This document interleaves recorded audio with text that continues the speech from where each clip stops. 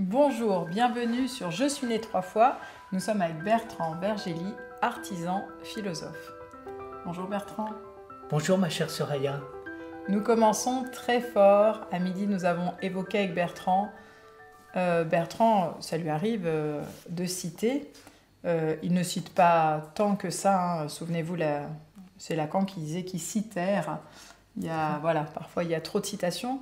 Mais il y a une citation qui doit lui tenir spécifiquement à cœur puisqu'elle revient dans 2 de ses ouvrages. Donc, dans celui-ci, Notre vie a un sens, duquel nous allons parler plusieurs fois. Et donc, je vais vous lire ce qu'il a écrit dans 2 de ses ouvrages qui viennent directement de Mère Teresa et j'aimerais qu'il nous en dise beaucoup plus. La vie est une chance, saisis-la. La vie est beauté, admire-la. La vie est béatitude, savoure-la. La vie est un rêve, fais-en une réalité. La vie est un défi, fais-lui face. La vie est un devoir, accomplis-le. La vie est un jeu, joue-le. La vie est précieuse, prends-en soin. La vie est une richesse, conserve-la. La vie est amour, jouis-en. La vie est mystère, perce-le. La vie est promesse, remplis-la. La vie est tristesse, surmonte-la. La vie est un hymne, chante-la. La vie est un combat, accepte-le. La vie est une tragédie, prends-la à bras le corps. La vie est une aventure, ose-la. La vie est bonheur, mérite-le. La vie est la vie, défends-la. Ben voilà, il y a tout. Il y a toute ma philosophie, il y a tout ce que j'aime la vie. Pourquoi j'aime la vie? Parce que la vie est un souffle créateur à l'extérieur de nous, mais c'est un souffle créateur en nous. Et par la vie, nous pouvons aller de l'intérieur dans l'extérieur et le transcendant, du transcendant dans l'intérieur. Et quand je suis dans la vie, je comprends ce qu'est la philosophie. C'est-à-dire qu'il y a pour nous 2 vies. Il y a la vie concrète, matérielle, dans laquelle on fait un effort pour survivre. Et puis, il y a la vie libre, la vie qui existe vraiment. Et la vie qui existe vraiment, c'est la vie qui me parle, c'est la vie que je vis, c'est la vie avec laquelle je dialogue, c'est la vie qui n'arrête pas de m'enseigner, c'est la vie qui ouvre tous mes sens, toute mon intelligence. Qu'est-ce que c'est que penser? Penser, c'est vivre, vivre vraiment. Pas simplement vivre pour survivre, vivre pour habiter la vie, vivre pour être habité par la vie. Et dans cet extraordinaire poème de Mère Teresa, il y a tout. Et en particulier, il y a la vie sous toutes ses facettes qui appelle un engagement total et qui fait pour moi, là, un véritable philosophe, un véritable sage.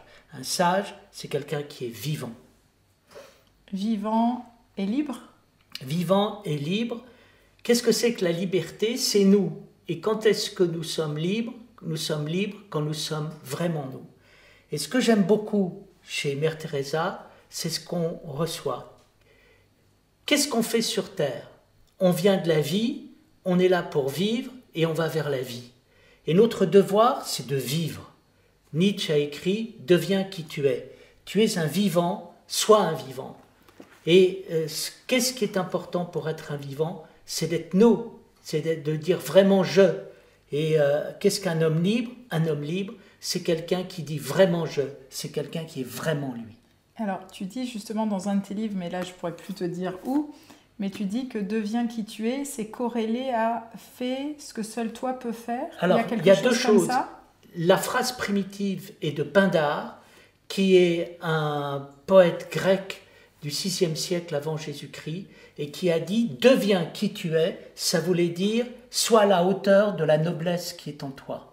Et Nietzsche a repris cette parole pour l'inscrire à Sils Maria sur le haut de sa chambre. « Deviens qui tu es, fais ce que toi seul es capable de faire ». Donc on est à la fois dans la noblesse, mais aussi dans l'unicité qui est très stimulante pour la noblesse. C'est-à-dire, j'aime beaucoup, si on dit, voilà, tu as quelque chose à faire, et il n'y a que toi qui peux le faire, et fais-le. Eh bien, si on le fait, on va aller dans la partie supérieure de nous-mêmes, on va être un homme noble. Et Nietzsche voulait restituer aux êtres humains leur noblesse. Et quand il fonde la morale, il critique la morale qui est moralisante. Pourquoi? Pour fonder la vraie morale.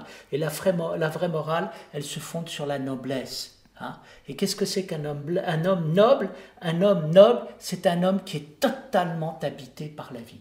Hein? Toute la philosophie de Nietzsche, c'est une philosophie de la vie, c'est une philosophie du grand oui à la vie, c'est une philosophie pour se réconcilier avec le monde, pour dire il y a quelque chose d'extraordinaire dans le fait de vivre.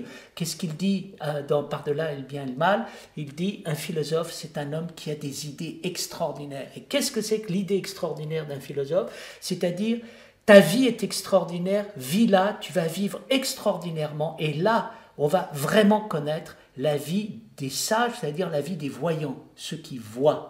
Tu vois, voilà. Qui percevoir, c'est-à-dire qui voient au travers. Qui voient à travers, qui sont dans l'intelligence, qui est capable de lire derrière les lignes et qui voient l'extraordinaire de la vie. Donc c'est ça notre travail. Je me dis pourquoi est-ce que je fais de la philosophie?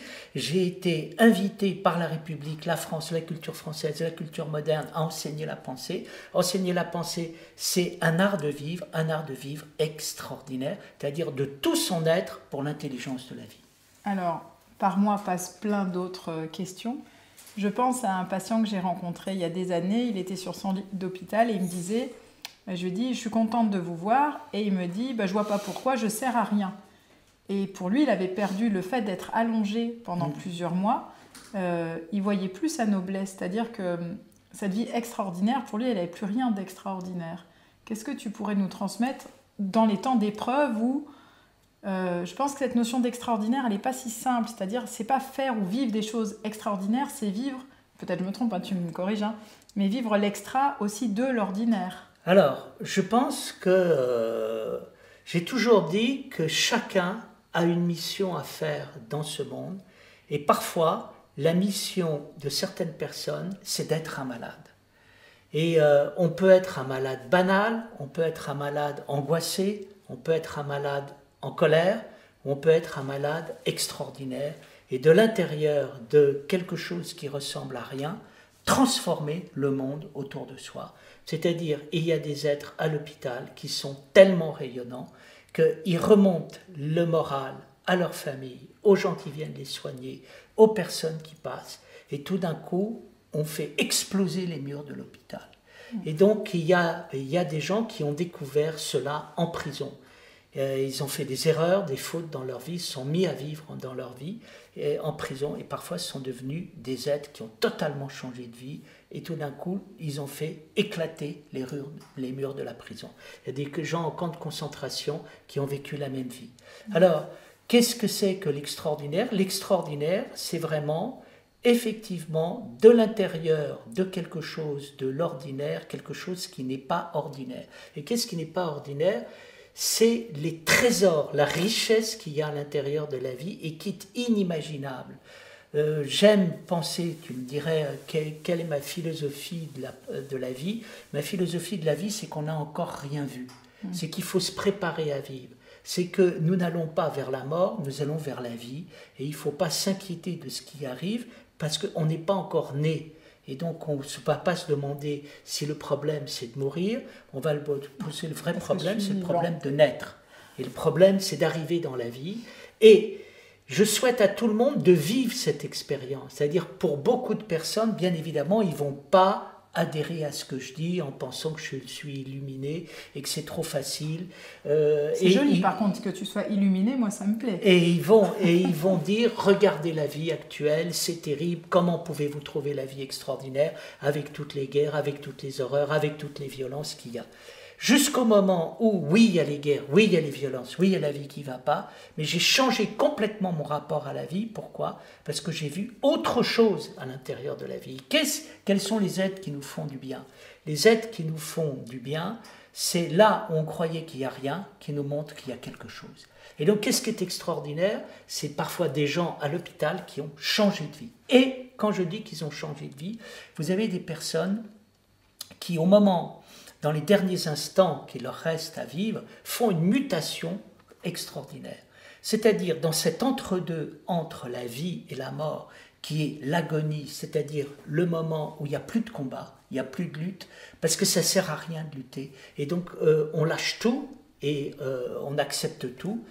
Ils découvrent quelque chose qu'ils n'ont jamais découvert dans leur vie, c'est-à-dire, là où il n'y a rien, il y a quand même quelque chose. Dans cet entre-deux, entre la vie et la mort, eh bien, il y a quelque chose d'incroyable qui existe encore et qui fait qu'on peut être heureux alors qu'on n'a aucune raison d'être heureux. Et vous avez des gens qui partent apaisés, heureux, remontant le moral de leur famille, étonnant les infirmières qu'il y a autour d'eux. Pourquoi ? Parce qu'ils sont habités par la vie. Cette énergie de vie, elle existe, mais depuis qu'on est apparu dans l'embryon, à l'intérieur du corps de la mère, je crois que c'est des choses que tu dois très bien connaître sur les profondeurs, le mystère de la vie, le mystère de la naissance, qui est beaucoup plus profond qu'on ne le pense. Et je crois qu'il nous faut nous réconcilier avec la vie. C'est le plus grand problème de la vie, c'est essayer de se réconcilier avec cette existence où parfois on dit on ne m'a pas demandé de vivre et on est en colère contre la vie, et on n'est plus en colère contre la vie, on est passionné par la vie. Voilà. Moi j'ai entendu dire à midi, plusieurs fois tu as dit j'ai dit oui. Oui, j'ai dit oui. Oui à ce qui se présente, oui à la vie. J'ai vécu une grande épreuve à l'hôpital. Et tu as eu la gentillesse de me dire que j'étais devenu à tes yeux philosophe. Et c'est vrai que j'ai totalement accepté ce moment de vie où ça aurait pu très mal se passer. J'aurais vraiment pu y passer puisque un médecin m'a dit « vous avez échappé belle ». Bien. Et j'ai pu vivre et j'ai senti à un moment le oui dans la vie. Et ce qui est très important, c'est d'accepter y compris la mort et de ne pas être inquiété par le fait de la mort, parce qu'on découvre quelque chose qui va beaucoup plus loin, qui nous met en paix malgré tout. Donc j'étais prêt et on m'aurait dit, bon ben écoutez, on ne peut plus rien faire pour vous, malheureusement on aurait aimé vous sauver, mais ça va être difficile.